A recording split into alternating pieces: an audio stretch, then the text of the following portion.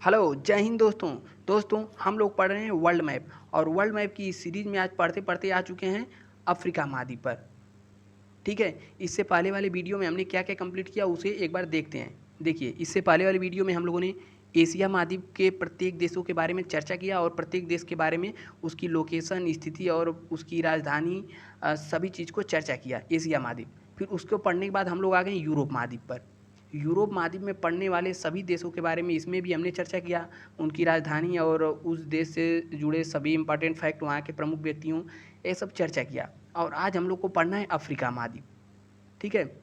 देखिए, हम लोग पहले प्रत्येक देश के बारे में जानते हुए चल रहे हैं, उसकी लोकेशन, स्थिति पहले पता हो तभी ना, जब पढ़ेंगे आगे पर्वत, पठार, मरुस्थल, जल संधि ये सब पढ़ेंगे तो वह सब किसी न किसी देश में स्थित रहेंगे। जब हम पढ़ेंगे कौन सा पहाड़ कहाँ स्थित है तो उसमें हमें देश बताना पड़ेगा, इस देश में स्थित है। तब हम वहाँ से पकड़ सकेंगे हाँ, यही देश में स्थित है। देखिए, जैसे हमने एशिया में पढ़ लिया, तो अब यदि कोई पूछेगा श्रीलंका कहाँ है तो डायरेक्ट हमारी उंगली यहीं पे जाएगी, दिमाग यहीं जाएगा, श्रीलंका यहाँ है।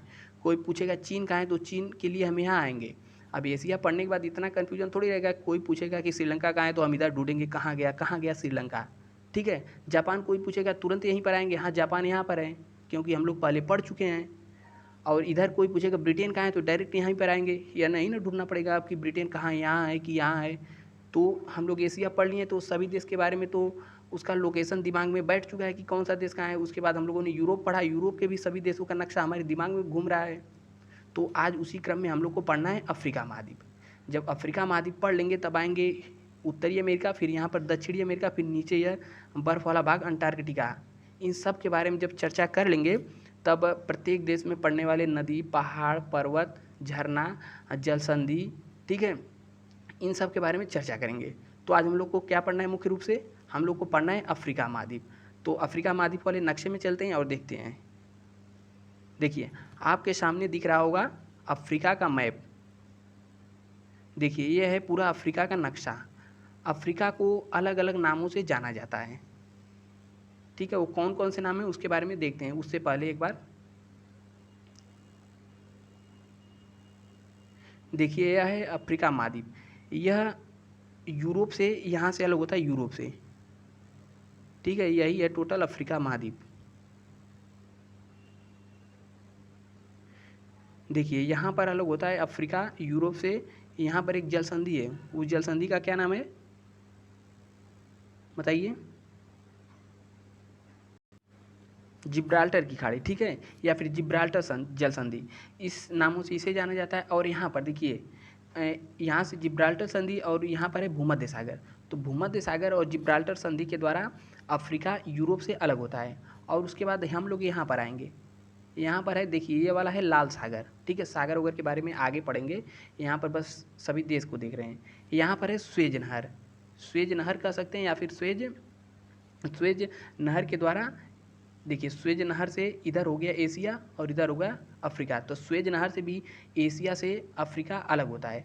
और यहाँ पर देखेंगे तो यहाँ पर एक जल संधि पड़ेगी, उस जल संधि का नाम है बाब अल मंडेब जल संधि।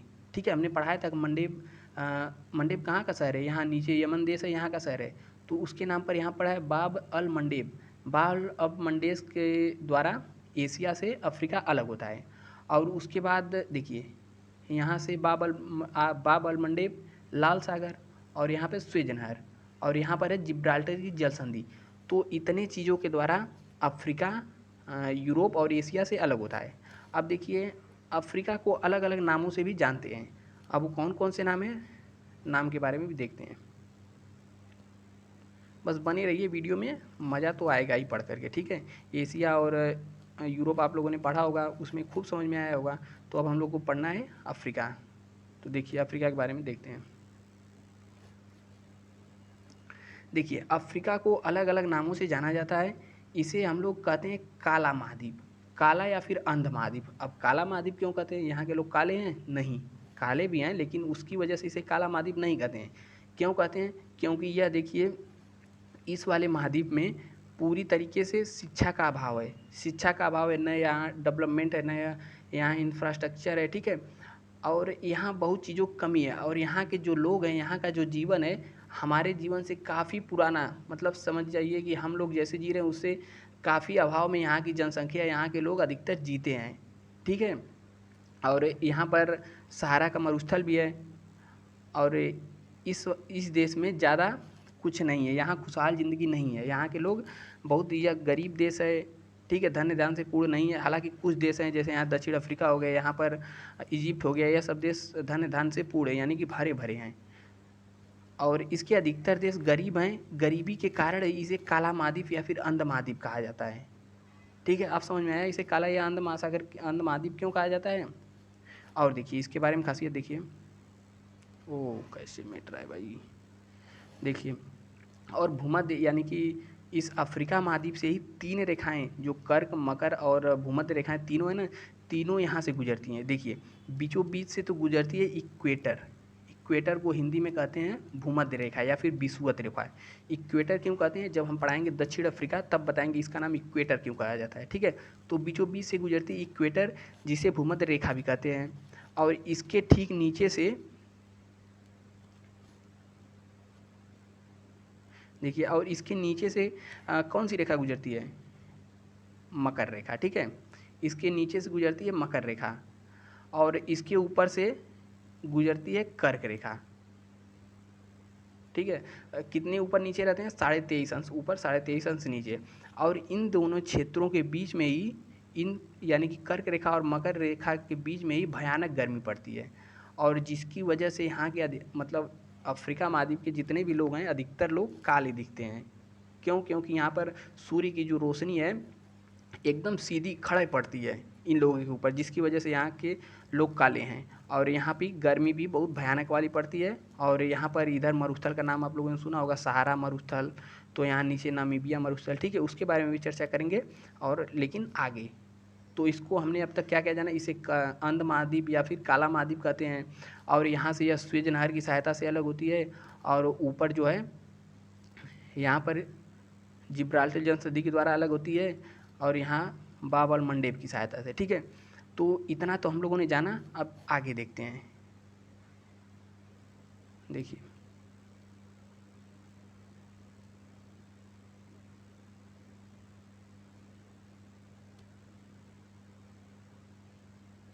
अब देखिए प्रत्येक देश को, यानी कि एक एक देश को उठाएंगे और उसके बारे में पूरी तरीके से जानते हुए चलेंगे।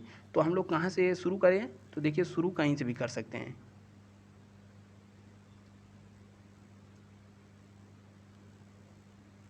देखिए यहाँ पर एक देश दिख रहा होगा, पश्चिमी सहारा, यहाँ पर है पश्चिमी सहारा, वेस्टर्न सहारा। ठीक है, ठीक इसके ऊपर दिख रहा होगा मोरक्को। लेकिन हम लोग एक एक देश के बारे में जानते हुए चलते हैं। देखिए यह है पश्चिमी सहारा, पश्चिमी सहारा की राजधानी क्या है बताइए, यहाँ की राजधानी है लायूने। क्या है, लायूने, पश्चिमी सहारा की राजधानी लायूने। इन सब की राजधानी उतनी इंपॉर्टेंट नहीं है, फिर भी राजधानी का नाम देख सकते हैं। ठीक है, पश्चिमी सहारा। और लेकिन इसके ऊपर जो ये वाला मोरक्को है, मोरक्को की राजधानी क्या है, मोरक्को की राजधानी है रबात। ठीक है, रबात जो है यानी कि मोरक्को जो है पश्चिमी सहारा को कहता है मेरा है। जैसे अपने यहाँ जम्मू कश्मीर को चीन कहता है ना मेरा है, लेकिन हालांकि उसका है नहीं, कहता है, उसी तरह के यहाँ पर जो पश्चिमी सहारा देश है इस पर मोरक्को अपना अधिकार जमाता है। किस पर, पश्चिमी सहारा पर। और देखिए पश्चिमी सहारा के बारे में, ठीक है, पश्चिमी सहारा की राजधानी क्या हमने बताया, लायूनी, और मोरक्को की राजधानी रबात। इसे पश्चिमी सहारा को मोरक्को अपना देश बताता है। और पश्चिमी सहारा में ही सहारा मरुस्थल है। सहारा मरुस्थल पश्चिमी सहारा यानी एक ही देश में नहीं, सहारा मरुस्थल तो ये सब पूरा फैला हुआ है। ठीक है, तो यहाँ का सबसे बड़ा मरुस्थल सहारा मरुस्थल है, जो कि अफ्रीका के उत्तरी भाग में, यानी कि इस वाले भाग में ज़्यादातर है सहारा मरुस्थल, जिसका विस्तार सहारा मरुस्थल का लगभग 9 मिलियन वर्ग किलोमीटर है। 9 मिलियन, समझ रहे हैं, मतलब 1 मिलियन में होता है 10 लाख, 9 मिलियन में हो गया 90 लाख। 90 लाख वर्ग किलोमीटर में है पूरा सहारा मरुस्थल। अब देखिए सहारा मरुस्थल केवल अकेला सहारा मरुस्थल नहीं, इसमें भी कई भाग हैं। जैसे हो गया नूबियन मरुस्थल हो गया, चेंच मरुस्थल हो गया, पूर्वी मरुस्थल हो गया। ठीक है, ये सब पूर्वी मरुस्थल, नूबियन मरुस्थल, चेंच मरुस्थल, ये सब सहारा मरुस्थल के ही भाग हैं। ठीक है, सहारा मरुस्थल बहुत बड़ा है, लेकिन यह सब छोटे छोटे इसके भाग हैं। किसके, सहारा मरुस्थल के। सहारा मरुस्थल पश्चिमी साइड में है। अब कोई भी मरुस्थल, जहाँ जितना भी मरुस्थल देखेंगे अक्सर मरुस्थल पश्चिमी साइड में ही पड़ेंगे। अब पश्चिमी साइड में क्यों पड़ते हैं यह हम बताएंगे आगे।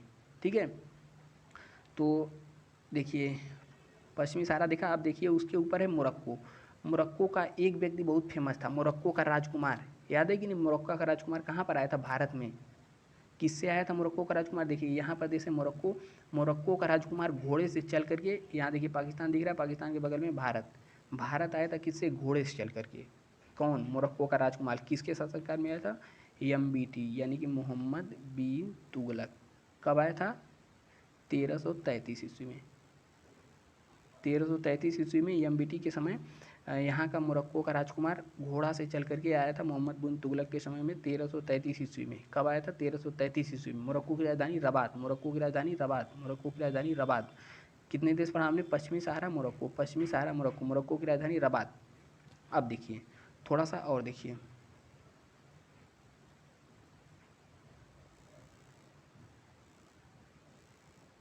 देखिए ये जो जिब्राल्टर जल संधि है, ऊपर यहाँ पर स्पेन में है जिब्राल्टर जल संधि, जिब्राल्टर जल संधि तो यहाँ है, ऊपर देश है स्पेन और मोरक्को, मोरक्को और स्पेन की यानी कि दोनों देशों से सटा हुआ है कौन? जिब्राल्टर जल संधि। यदि पूछे जिब्राल्टर जल संधि को कौन कौन से देश अलग करते हैं, तो कौन? ऊपर हो गया स्पेन और नीचे हो गया मोरक्को, मोरक्को और स्पेन दोनों जिब्राल्टर जल संधि को अलग करते हैं। अब देखिए यहाँ पर जिब्राल्टर जल संधि जो है, यहाँ पर है एक जिब्राल्टर शहर, और उस पर किसका अधिकार है? ब्रिटेन का। ठीक है, ब्रिटेन जितना भी जगह महत्वपूर्ण जगह है जहाँ से लोगों को पैसा वसूला जा सकता है, वहाँ वहाँ जा करके बैठ गया है ब्रिटेन। ठीक है, तो यहाँ पर छोटा सा शहर है जिब्राल्टर, वहाँ पर किसका अधिकार है? किसका अधिकार है? ब्रिटेन का। ठीक है, तो हमने दो देश के बारे में कंप्लीट कर लिया है। यहाँ पर देखिए पश्चिमी सहारा है, यहाँ पर मोरक्को, मोरक्को का राजकुमार 1333 ईस्वी में मोहम्मद बिन तुगलक के शासनकाल में भारत आया था। कब आया था? 1333 ईस्वी में। मोरक्को की राजधानी रबात। और यहाँ पर हमने पढ़ लिया पश्चिमी सहारा, दो देश कंप्लीट। अब आ जाइए तीसरे देश पे। अब देखिए तीसरा देश कौन सा है? यहाँ पर दिखेगा अल्जीरिया। कौन सा यह देश है? अल्जीरिया। अल्जीरिया की राजधानी अल्जीरियस, इसकी राजधानी आसान है याद करना, अल्जीरिया की राजधानी अल्जीरियस। ठीक है,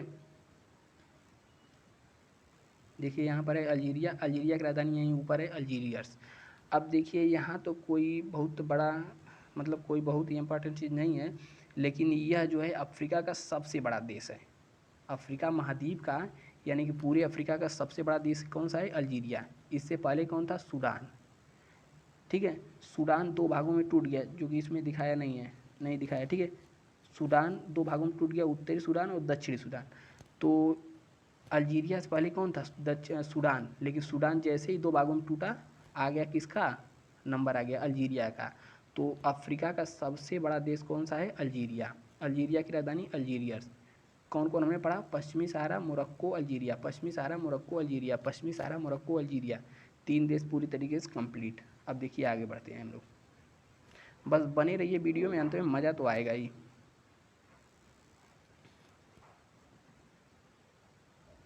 देखिए यहाँ पर एक देश दिखेगा ट्यूनीसिया। कौन सा देश है? ट्यूनीसिया। ठीक है, ट्यूनीसिया। ट्यूनीसिया की राजधानी क्या है? ट्यूनिस। ट्यूनीसिया की राजधानी ट्यूनिस। अब देखिए यहाँ की कुछ बातें इंपॉर्टेंट है। सन 2011 में, कब? 2011 में, 2011 की अरब की क्रांति कहाँ से प्रारंभ हुई थी? ट्यूनीसिया से। अरब की क्रांति के बारे में यदि जानना हो तो बताइए नीचे, उसके बारे में वीडियो बताएंगे डिटेल से। तो अरब की क्रांति कब हुई थी? 2011 ईस्वी में। किसके समय में? 2011 में हुई थी ट्यूनीसिया से। ठीक है, ट्यूनीसिया की राजधानी क्या है? ट्यूनिस। आप देखिए यहाँ पर मोरक्को, अल्जीरिया और ट्यूनीसिया में, यह तीनों देश मोरक्को, अल्जीरिया और ट्यूनीसिया में एक पर्वत फैला हुआ है। उस पर्वत का नाम है बारबरी स्टेट। पर्वत का नाम है एटलस पर्वत। क्या नाम है पर्वत का? नाम है एटलस पर्वत। और एटलस पर्वत के आधार पर ही इन तीनों देशों को संयुक्त रूप से बारबरी स्टेट कहते हैं। क्या कहते हैं? बारबरी स्टेट। कैसे? जैसे भारतीय उपमहाद्वीप हम लोग कहते थे, तो उसमें कौन कौन देश आते थे? भारत, पाकिस्तान, ठीक है, नेपाल हो गया, भूटान हो गया, बांग्लादेश। तो इधर जब हम लोगों ने पढ़ा तो बताया था हमने डिटेल से, यहाँ पर भारतीय उपमहाद्वीप में आते थे ना 5-6 देश, उसी तरह यहाँ पर बारबरी स्टेट में कितने देश आते हैं? 3 देश।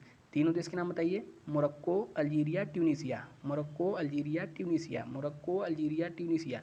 इसमें जो पर्वत है उसका क्या नाम है? एटलस पर्वत। पर्वत का नाम एटलस पर्वत। ठीक है, तो अब तक हमने 4 देशों के बारे में पढ़ा। देखिए रिवीजन ही पढ़ाई की मुख्य आधार है, तो इस तरह रिवीजन करते रहिए। यहाँ पश्चिमी सहारा, मोरक्को, अल्जीरिया, ट्यूनीसिया। एटलस पर्वत कहाँ पर है? तीनों देश में कौन कौन से देश में तीनों में है? Morocco, Algeria, Tunisia. ठीक है, अब इतना तो हम लोगों ने पढ़ा। अब देखिए आगे पढ़ते हैं। इसके बाद जो देश आता है उसका नाम है लीबिया। ठीक है, लीबिया, यहाँ पर देश है लीबिया। अब देखिए लीबिया की राजधानी क्या है? त्रिपोली। यहाँ पर त्रिपोली। ठीक है, लीबिया की राजधानी क्या है? त्रिपोली, भूमध्य सागर से छूता है। लीबिया की राजधानी त्रिपोली। यह अफ्रीका का सबसे नगरीकृत देश है। नगरीकृत देश मतलब यहाँ पे नगर बहुत ही ज़्यादा है, गाँव की संख्या कम है। यह सबसे नगरीकृत देश है। जैसे अपने यहाँ सिंधु सभ्यता थी ना, नगरी सभ्यता, ठीक है, उसी तरह से यह यहाँ का जो लीबिया शहर है पूरे अफ्रीका का सबसे नगरीकृत शहर है। और यहाँ का जो शासक था गद्दाफ़ी का, आप लोगों ने नाम सुना होगा, गद्दाफ़ी।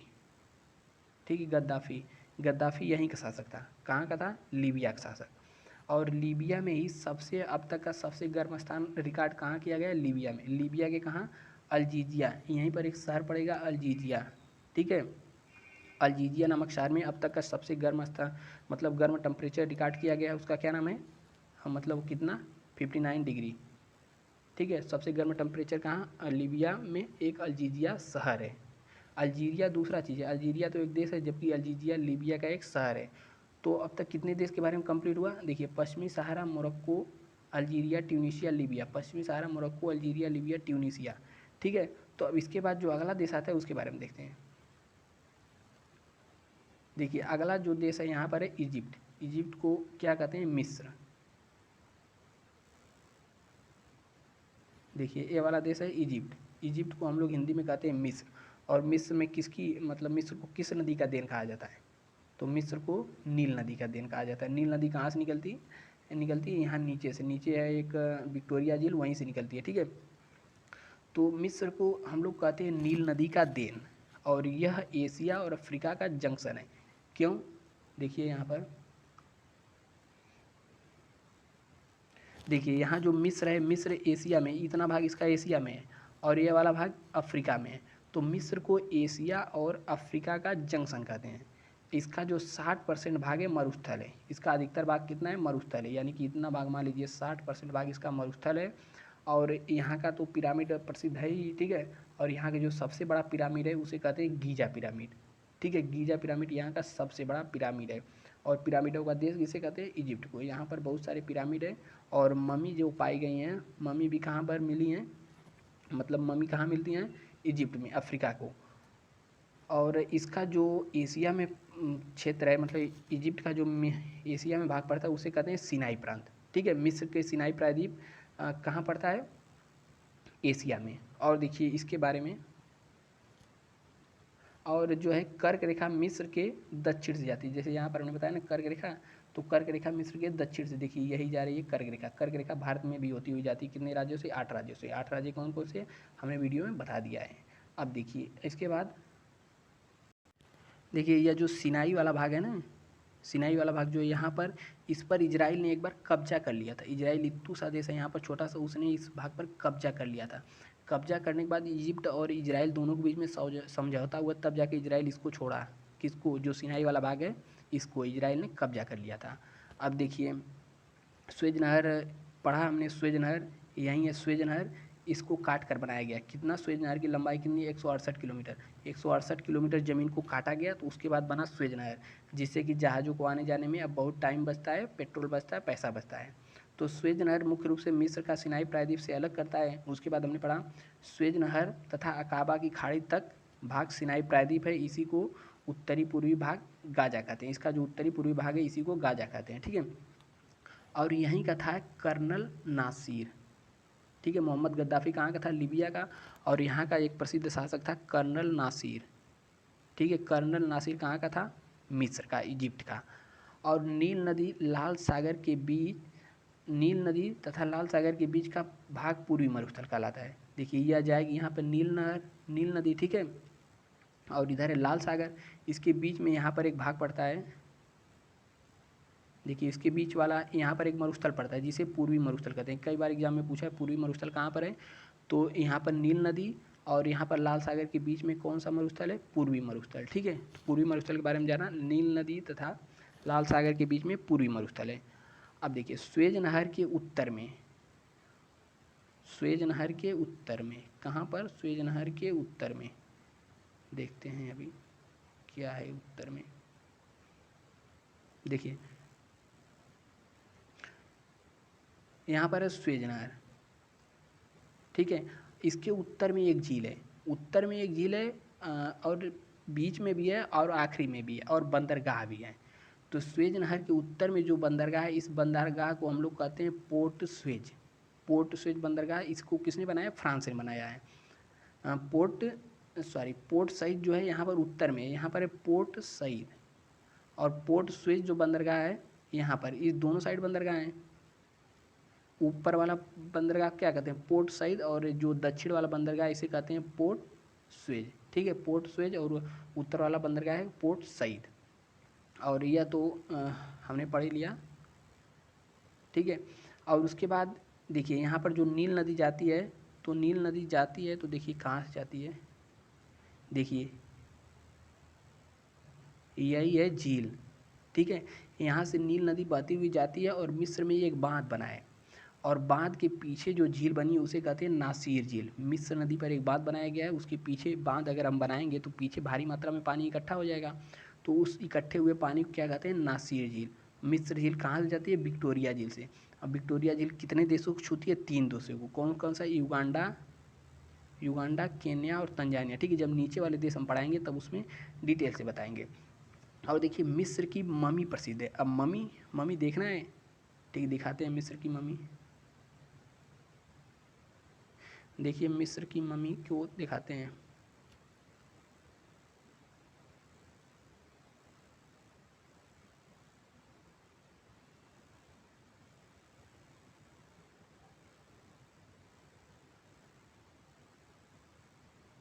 देखिए मिस्र की मम्मी प्रसिद्ध है, और मम्मी को देखिए।